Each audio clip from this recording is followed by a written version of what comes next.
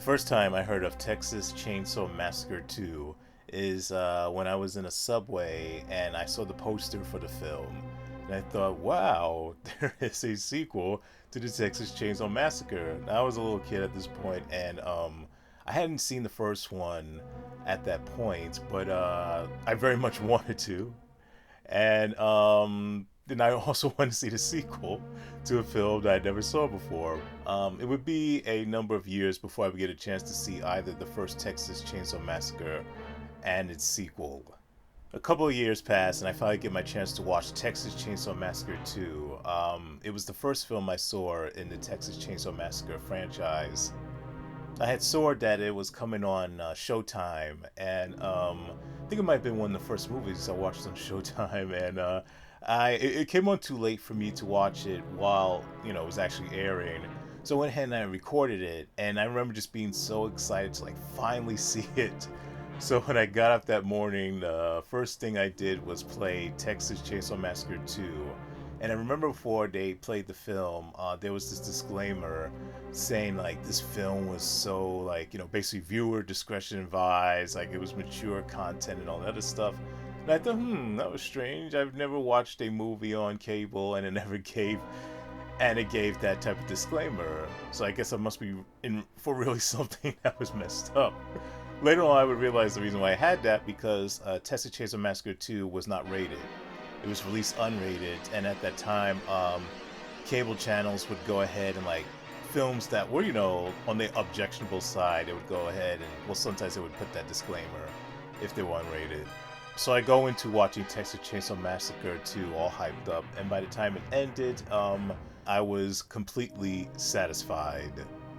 I had never seen a horror film. I had never seen any film quite like Texas Chainsaw Massacre 2. I had seen a horror film before that was as graphic as I found out it was to be. Hellraiser 2 I had seen a few years earlier, and that film messed me up in terms of gore. And Texas Chainsaw Massacre 2 messed me up as well. Just the imagery that, I just never seen before, everything with the beginning of the film when you have the scene with the two guys in the car trying to go ahead and evade, Leatherface and his chainsaw. They're on the bridge, the two cars, going, and, when Leatherface takes that chainsaw and just cuts into the head of one of the guys, and then how, the top of his forehead, it's split, and then it slowly begins to separate from the rest of his head. I'm I'm in store for a really gory treat. You got the grisly stuff that happens to LG in the movie. You have chainsaws going through bellies. You have a whole big slop of flesh and guts and innards just shooting out of walls. There is definitely a number of grotesque moments throughout this movie. The thing that disturbed me the most when I first watched this movie is its tone. I just found the tone to be so overbearingly bleak. The satiric and black comedic tone that is prevalent all throughout the movie. I just wasn't on that wavelength.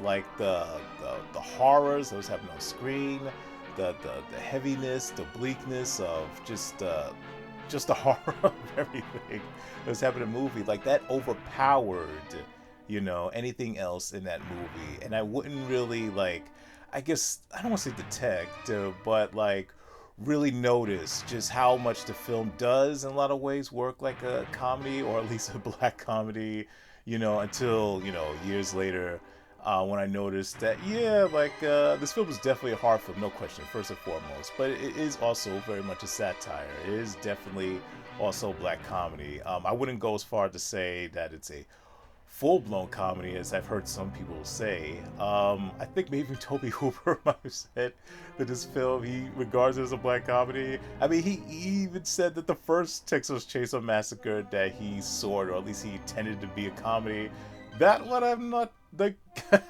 don't know if he was being serious with that one. There is nothing comedic at all about the first Texas Chainsaw Massacre. That film is about as bleak as they come, it's as heavy as they come, and it's as serious as they come. But the second one, yeah. You at times you can't take it seriously. It's just so absurd.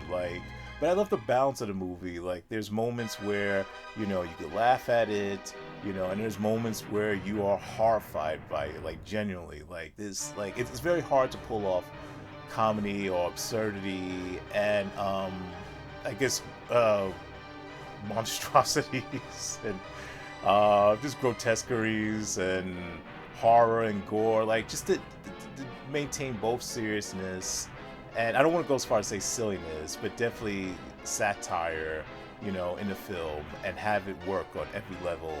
And Texas Chainsaw Massacre does that balance very, very well.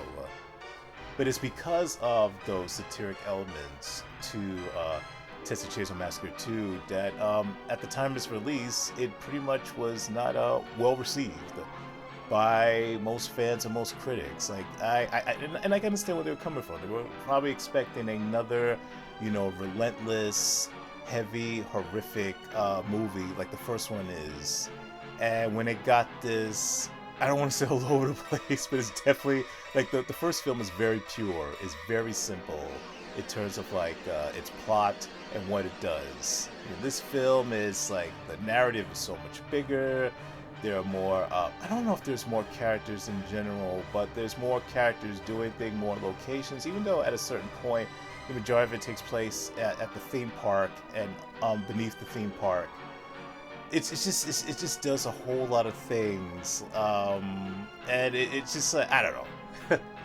If you were expecting Texas Chainsaw Massacre 2 to be anything like the original film, you might walk away very disappointed because this film and its original are two completely different movies and what they're doing and what they're going for. The only thing that they share that's the same is the Sawyer family and their murderous and cannibalistic exploits. Speaking of the Sawyer family, though, like this particular iteration of the Sawyer family is my favorite. Well, I mean, it's the same iteration. Well, not exactly the first one, because this one it does have, you know, Leatherface and the cook from the original Texas Chainsaw Massacre. But there's a new addition to the family in this film, and that is Chop Top, who is like one of my favorite on-screen like bad guys of all time. Played brilliantly well by Bill Moseley. This is the first film that I remember. Well, actually, no. The first time I ever saw Bill Moseley was inside the Blob, but I didn't know it was him inside that moment that he has in the sewers. But yeah, this first time I took notice of him and became a big fan after this, and he is just amazing in this film. Like, I was legitimately terrified of this guy when I first watched this movie. But at the same time, like, I was also very much intrigued by him too, found him very fascinating, just everything about him, like the whole thing with his plate, the hanger that he carries, the way how he speaks, his fashion, like Chop Top is just a memorable character for all times, particularly in the world of horror.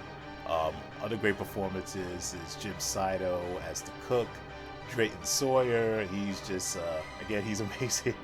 He is also amazing in this movie. Bill Johnson, he does a great job of taking over for Gunnar Hansen, who played Leatherface in the original film. He does a great job of filling the shoes of what Gunnar did, but he also adds his own thing to the character, his own imprint. Caroline Williams is great as Stretch. Like, she is definitely one of the most underrated horror heroes in horror. Like, I just love her in this movie, love her character, love her drive, and just her pursuit for just making things right. Dennis Hopper. They're always reliable. Dennis Hopper, he definitely makes quite the impact as Lefty in this movie. Everyone in this film like shines. Like, I love the cast of characters in this film. I'd probably say of all the Texas Chainsaw Massacre, the cast of characters in Part 2 are my favorite cast of characters in the whole entire saga. Special makeup effects legend Tom Savini again does a masterful job with the effects and the makeup. This is up there with Day of the Dead with some of his best stuff. It's just brilliantly and bloodily amazing. The screenplay by L.M. Kit Carson and Toby Hooper is supremely sharp, and so is the score by Jerry Lambert and Toby Hooper. And of course, the direction by Tobe Hooper is outstanding.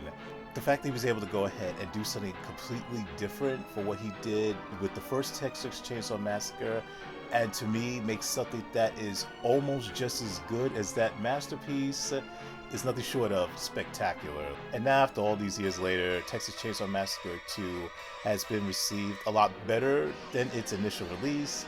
There's definitely a lot of fans for this film now, and there's definitely still fans out there like, I don't know about that second one.